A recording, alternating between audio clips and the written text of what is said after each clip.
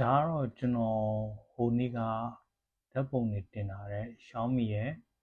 mini printer 1S ပါဒီကောင်ကိုဒီနေ့မှပဲကျွန်တော်စိတ်ပါလာလို့ review လုပ်ပေးမလို့ပါ unboxing ကတော့ဖောက်ထားပြီးပါပြီဒါပေမဲ့အထဲပိုင်းကိုကျွန်တော်ဗီဒီယိုနဲ့မပြရသေးပါဘူးအခုမှကျွန်တော်ဗီဒီယိုနဲ့ပြပေးပါမယ်ဒါတော့သူ့ရဲ့ပုံစံမှာဒီလောက်ပါဒီမှာဝယ်ရင်တော့ဒီကောင်က2000ကျော်2400 2500ပေါ့နော်အဲ့လောက်ပေးရတယ်ဘူးထဲမှာကတော့စောက်ထူထူကြီးတအုပ်ပါတယ်ဒီမှာဒါကတော့သူ့ရဲ့အပြင်ပိုင်း unboxing ထူးထူးဆန်းဆန်းတွေကဒါတွေပါဒီမှာသူရေးထားတာက made for iPhone iPad ပါကျန်တဲ့ဟာတွေအများကြီးပါပဲ iPhone ပဲ series နဲ့တွဲအဆင်ပြေတယ်လို့ပြောပါတယ်အဲ့တော့ဒါကတော့ကျွန်တော်အခုဗီဒီယိုရိုက်ပေးပါမယ်သူရဲ့ printer လေးပါ printer လေးကတိတိလေးပါကျွန်တော်တို့ရုံးသုံးအတွက်ဆိုရင်တော့ဓာတ်ပုံတွေအလွယ်တကူထုတ်ဖို့ပေါ့နော်အဲ့လိုမျိုးအတွက်ကျွန်တော်ရည်ရွယ်တာပါအရင်တော့လည်းကျွန်တော်ဝယ်ဘူးပါတယ်အရင်အဟောင်းပေါ့လက်ဟောင်းတစ်လုံးရှိတယ်လက်ဟောင်းတစ်လုံးလည်းတင်ထားဘူးတယ်ဒါကတော့အခုထွက်လာတဲ့ကောင်ပေါ့နော်ဒီကောင်ကအခုထွက်လာတဲ့ကောင်ပါဟုတ်တယ်လို့ဒီမှာအခုကျွန်တော်ပြချင်တာကသူ့ရဲ့ menu ရဲ့စာအုပ်ပါတော်တော်ထူပါတယ်စက်ကတော့အဲ့လောက်မလေးပါဘူးသူ့စာအုပ်ကတော်တော်လေးတယ်သူ့စာအုပ်ကြီးတော်တော်ကြီးကိုထူပြီးတော့လေးတာမကြည့်အထူကြီးရတယ်အဲ့လောက်ကြီးရှိတယ်သူ့အထူကြီးကပြီးတော့အထက်မှာလည်းတိတ်ထူးထူးခြားခြားမဟုတ်ဒါပေမဲ့ဘာသာဘောင်းစုံနဲ့တော့သူရေးထားတယ်ဘာသာဘောင်းစုံနဲ့ပေါ့ဘာသာဘောင်းစုံနဲ့ရေးထားတယ်ဒါပေမဲ့စောက်တော်တော်ထူတယ်အဲ့ဒါကြီးကသိမကြိုက်ဘူးထင်တာတော့ဘူးကလေးနေဆိုတော့ဆက်ကဘယ်လိုများလဲပေါ့ဆက်ကလေးလားပါညာပေါ့ကျွန်တော်ထင်တာဒါပေမဲ့တကယ်တမ်းကျတော့သူ့ရဲ့ဒီစာအုပ်ကြီးကလေးနေတာဒီစာအုပ်ကြီးကလေးနေထားပါတော့โอเคကျွန်တော်တို့ဆက်ကိုသွားလိုက်အောင်ဘူးဆက်ထဲမှာဘူးထဲမှာကဒါလိုပါတယ်ဒီလိုမျိုးဘူးထဲမှာအခုပြတဲ့ပုံစံမျိုးဒါလေးပါတယ်ဒါလေးပေါ့ဆက်ကလေးချစ်စရာလေးဘေးနားမှာleather style လေးနဲ့လုပ်ထားပေးတယ်ဒီနားမှာ leather style လေးဒါကတော့ power on off เนาะဒါ power on off ဒီမှာ Xiaomi display ပါတယ်အနောက်ဘက်မှာသူကအရင်အဟောင်းလုံးကတော့တိုက်စီနဲ့မဟုတ်ဒီကောင်ကတော့တိုက်စီနဲ့ဖြစ်သွားပြီ။ဘာနဲ့တိုက်စီနဲ့တော့ပြမယ်မတော့ပါသေးလဲဆိုတော့ဟောဒီမှာ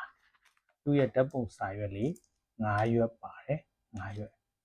ဟုတ်ပြီနော်ဒါဓာတ်ပုံစာရွက်9ရွက်ဒါနောက်ပြီးတော့ဒီထုတ်လေးတစ်ထုတ်ပါတယ်ထားပါတော့နောက်ပြီးတော့ဒီမှာသူ့ရဲ့ charging ကြိုးလေးတစ်ခုပါတယ် Type C charging ကြိုးပေါ့ဒါကတော့ Type C charging ကြိုးပါ Type C charging ကြိုးလေးတစ်ချောင်းပါမယ်ဒီက Type C charging ကြိုးလေးပါတယ်ဒီကောင်ကိုထားဟုတ်ပြီကျွန်တော်မြန်လေးပဲတွားလိုက်ဒီကောင်ကဒါဓာတ်ပုံစက်ကူဟုတ်ပြီနော်စက်ကူကကျွန်တော်တို့ဘယ်လိုဖွင့်ရမလဲဆိုတော့စက်ကူထည့်ဖို့ကဒီလိုမျိုးလေးပါရိုးလေးပါပဲစိတ်ထူးထူးဆန်းဆန်းပြောဒါလေးကိုနောက်ကို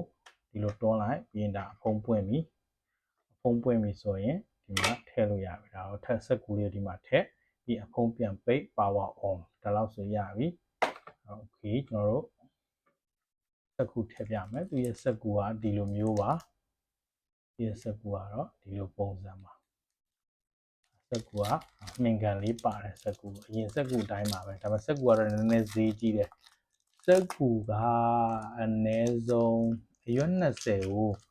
300လောက်ပေးရတယ်အရွက်20ကို300ဆိုတော့အရွက်20ကို300အရွက်20ကို300လဲဆိုအဲ့လိုမျိုးဘတ်နဲ့နော်ဘတ်နဲ့300လောက်ပေးရတယ်သူစက်ကူကတော့ဒီလိုမျိုးလေးဒါကတော့အနောက်မှာဆိုတော့မှင်လို့ပြောပါတယ်အမှန်တော့မဟုတ်ပါဘူးover ထည့်ထားတာပါဒီဘာမှအသုံးမဝင်ပါဘူးဒီစက်ကူကတော့ဒီမှာသူကဒီကောင်ကအနောက်ကနေခွာပြီးကတ်လို့ရတဲ့ sticker စက်ကူလေးပါသူက sticker လေးတွေပါတယ်ပေါ့အနောက်မှာကော်လေးပါတဲ့အတွက်ကျွန်တော်တို့အရေးကြီးတဲ့ license ပုံဆိုရင်တော့ဒီမှာ2ပုံထုတ်ပြီးတော့ကကြီးနဲ့ညှပ်ပြီးတော့တခါတည်းကတ်ရုံမှာပဲကော်လိုက်ရှာစရာမလိုပါဘူးเนาะဒီကောင်က လိုမျိုးလေးပါ okay အဲ့တော့ကျွန်တော်ထပ်ပြမယ်ဓာတ်ပုံကိုကျွန်တော်ဓာတ်ပုံစကူကိုဒီကောင်လေးအောက်မှာထည့်မယ်ဒါလေးအောက်မှာပေါ့နော်ဒါလေးဒီအခန်းလေးရဲ့အောက်မှာပြီးတော့ဒီလိုမျိုးထည့်မယ်ဒီရဲ့ပုံစံဒီလိုမျိုးသွားမယ်အဲ့ထည့်ပြီးရင်ကျွန်တော်ဒီလိုမျိုးလေးပေါ့ဒီမျိုးလေးစီပြီးတော့စီလေးလုပ်ပြီးရင်တော့ဒီတဲကိုဒီလိုလေးထည့်လိုက်ရုံပါပဲဒီလိုကွက်တီလေးဒီလိုထားပါနော်ဒီလိုမျိုးလေးထည့်ပြီးရင်ကျွန်တော်ဆိုတော့ဖုန်းလေးကိုဒီလိုလေးပိတ်ဖုန်းလေးဒီလိုလေးပိတ်ဖုန်းကနေရောင်းမြတ်ဖြစ်ဖုန်းကိုဒီလိုမျိုးဟုတ်တယ်နော်ဟုတ်တယ်ဒီလိုမျိုးလေးပဲရှေ့ကိုဟုတ်တယ်ဒီပုံစံကဟုတ်တယ်နဲ့အကြောင်းလို့အကြောင်းဖြည့်ရတဲ့ရှေ့ကိုဒီလိုတွန်းလိုက်ဒါဆိုရပြီဒါဆိုရင်တော့အဆင်ပြေပြီဟုတ်ပြီနော်အဲ့တော့ကျွန်တော်တို့ power on ကြည့်မယ် power on ကတော့ဒီမှာဒီ power on လေးကိုခဏနှိပ်ထားလိုက်ဒါမျိုးလေးလင်းလာမယ်ချစ်စရာလေးပါဒီပုံစံလေးနော်ဒီလိုမျိုးလေးပါ power လင်းလာတယ် power လင်းလာတယ်ဆိုရင်ကျွန်တော်တို့ကဖုန်းထဲမှာမီဟုံးကို down လာရပါမယ်မီဟုံးဆိုတဲ့ကောင်ကျွန်တော်ပြမယ်မီဟုံးကိုဘယ်ကောင်နဲ့ down လာလဲဆိုတော့မီဟုံးကိုကျွန်တော် iPad နဲ့ပဲသုံးလိုက်ပါမယ်နော်အဲ့တော့မီဟုံး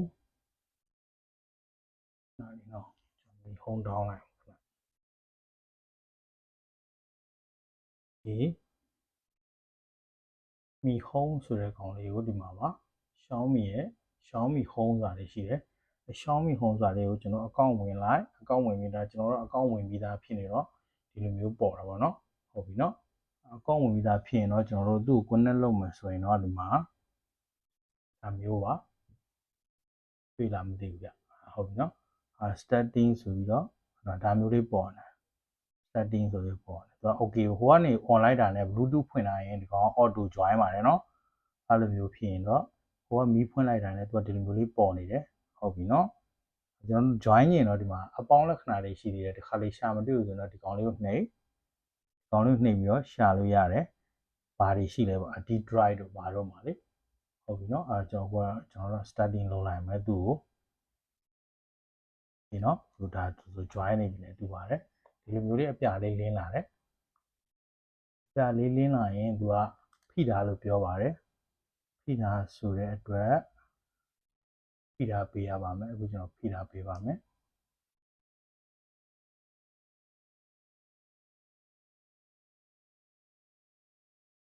ဟုတ်သေးဘူးသူက press the power button complete pairing ဆိုတော့ကျွန်တော်တစ်ချက်ပဲဖိရမှာပါကျွန်တော်အကြိုက်ဖိလိုက်တော့ပြန်ပိတ်သွားတယ် okay ပါကျွန်တော်ထပ်ပြီးတော့ပြန်လုပ်ကြည့်ပါမယ်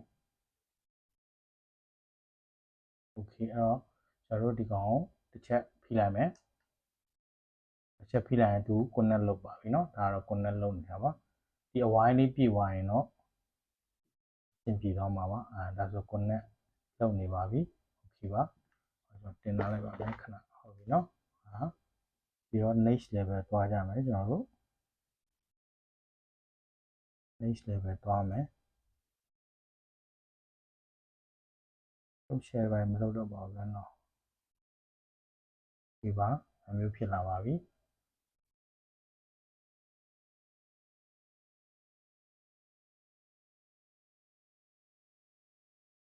တရားပြည့်သွားပြီဆိုရင်တော့ okay ပါပြီဒါဆိုရင်တော့ agree လုပ်လို့ရပါပြီဒီထဲမှာကျွန်တော်တို့ဒီမှာသူကပူတူတွေပြထားပါတယ်အဲ့လိုဟာတွေကိုကိုကြိုက်တဲ့ဟာတွေကိုသုံးပြီးတော့ပုံစပြီးတော့ထုတ်လို့ရပါပြီအဲ့တော့ကျွန်တော်ပုံတစ်ပုံအစမ်းထုတ်ပြပါမယ်ပုံတစ်ပုံအစမ်းပေါ့နော်ကျွန်တော်ဘုံလှလေးရွေးလိုက်ပါအောင်မယ်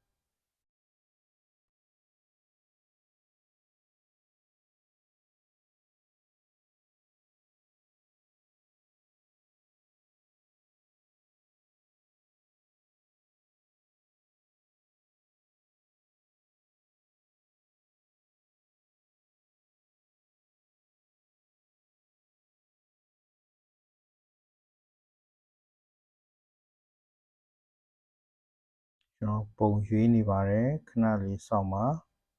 ပုံလှလေးဘယ်ပုံရွေးရမလဲပေါ့ဥပမာကျွန်တော်တို့က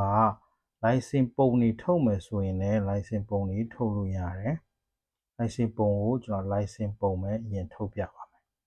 အဓိကတော့သူ license ပုံအတွက်ဝယ်တာဆိုတော့သုံးလဲလိုမှာဖြစ်တဲ့အတွက် license ပုံကျွန်တော်ထုတ်ပြပါမယ်ကျွန်တော်ပုံရှိတဲ့ပုံလေးကို okay ဒီပုံလေးကို license ပုံထုတ်ပြပါမယ်ဟုတ်ပြီနော် license ပုံဘယ်လိုထွက်လဲဆိုတာကြည့်အောင် okay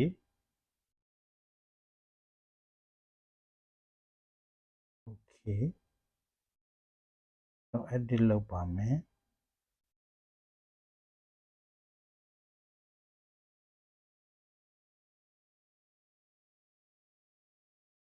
ပုံကတော့ကိုယ့်ဘာကိုဖုန်းထဲမှာစိတ်ကြိုက်ရွေးလိုက်ပါနော်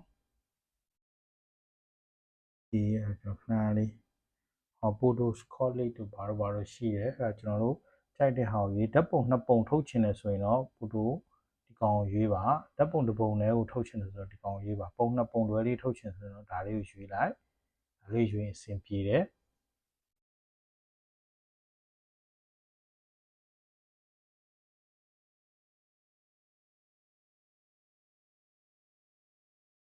โอเค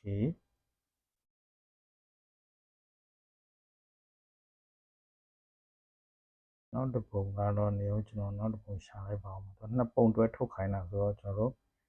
နှစ်ပုံတွဲထုတ်ရပါမယ်။ Okay သူကဒီလိုဖြစ်လာပါတယ်။ဒါပုံနှစ်ပုံထုတ်ဖို့ကျွန်တော်ရွေးလိုက်တဲ့ချိန်မှာသူကဒီလိုဖြစ်လာတယ်။အဲ့ဒါကိုကိုကြိုက်တဲ့ style ပြောင်းပြီးတော့ထုတ်ပါနော်။ Okay ကျွန်တော်တို့နေကျွန်တော်ဘယ်ဟာယူရင်ကောင်းမလဲစဉ်းစားလိုက်ပါအောင်မယ်။ဒါကျွန်တော်layoutတွေကတော့ကိုယ့်ဘာကိုချိန်လို့ရပါတယ်နော်။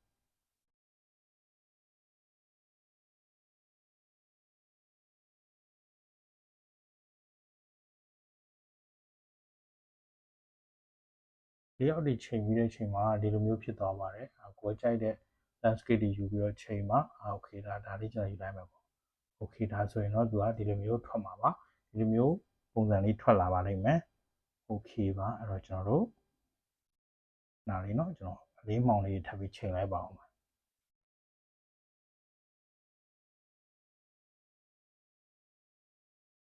โอเคအဲ့တော့ကျွန်တော်ဒီပုံနှစ်ပုံပဲကျွန်တော်အခုထုတ်ပြပါမယ်ဟုတ်ပြီလားဘာလို့ဆိုတော့စက်ကူကလည်းဈေးကြီးတယ်ဆိုတော့ကျွန်တော်တို့ဒီပုံပဲအရင်ဆုံးထုတ်ပြလိုက်မယ်ဘာလို့ဆိုတော့ဒီပုံလည်းအသုံးဝင်တယ်လေโอเคနော်အဲ့ဒါကျွန်တော်ထုတ်မယ် photo setting ကိုသွားမယ်ဘာလို့ခိုင်းတာလဲဒီခဏလေးဗျကျွန်တော်ကြည့်လိုက်ပါဦးโอเค Bluetooth phone static system Xiaomi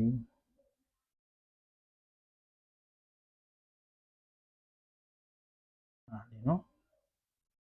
โอเค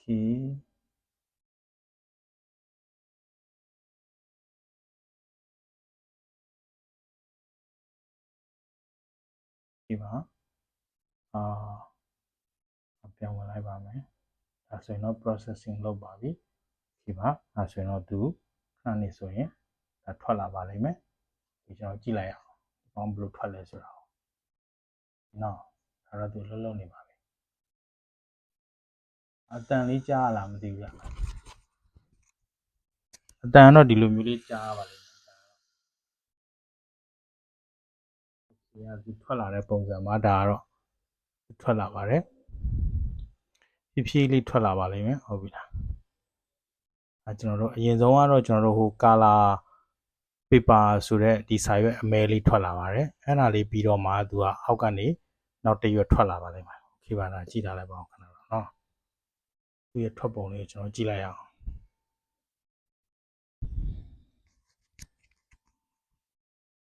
ဒါတော့ဒီစာရွက်အရင်ထွက်လာတာပါဒီစာရွက်ထွက်ပြီးသွားရင်တော့နောက်တစ်ရွက်ဒါတော့ဓာတ်ပုံစာရွက်ထွက်လာမှာပါဓာတ်ပုံစာရွက်ကဘယ်လိုထွက်လဲကြည့်အောင်စာရွက်ထွက်ပြီးသွားရင်တော့ဒီမှာလည်းပြနေပါတယ်เนาะဒီမှာလည်းပြပါတယ်ကျွန်တော်တို့ပုံဘယ်လိုထွက်လာလဲဆိုတာကိုလေဒီမှာပြတဲ့အတိုင်းပဲသူကဒီမှာလည်းထွက်လာမှာပါโอเคပါเนาะโอเคဒါကျွန်တော်ရဲ့ထွက်လာတဲ့ပုံမှာကျွန်တော်ပုံအဲ့လိုမျိုးထွက်လာပါတယ်ကဲအဆင်ပြေတော့ပြေးပါတယ်ဗျဒါကတော့ရေးပေါ်သုံးဖို့အတွက်ဆိုရင်တော့အဆင်ပြေပါတယ်ဒီကောင်ဒီလိုလေးထွက်လာတာပါအတန်လေးကျွန်တော်ပြပါမယ်အဲ့လိုမျိုးလေးထွက်လာပါတယ် နှစ်ပုံပါโอเคပါဒါတော့ကျွန်တော်ရထွက်လာတဲ့ပုံပါအဆင်ပြေပါတယ်ဒီလောက်ထွက်လာတယ်ဆိုရင်တော့ဒါအရေးပေါ်သုံးဖို့အတွက်ဆိုရင်တော့ဒါလုံးဝအဆင်ပြေပါတယ်ပြီးတော့ကျွန်တော်တို့လိုချင်တဲ့ဟာကိုကျွန်တော်တို့ဒီမှာကတ်ကြီးနဲ့ညှက်လိုက်ပါအလင်းမောင်နေတော့တေချာပြင်ချိန်မှုလိုပါတယ်เนาะအလင်းမောင်နေတေချာပြင်ချိန်တော့အရုပ်ထွက်ကောင်းကောင်းလေးထွက်ပါပါဒါတော့ကျွန်တော်တို့အခုအစမ်းပြတာဆိုတော့ဒီလောက်ပဲထွက်ပါတယ်အရုပ်ကโอเคเนาะ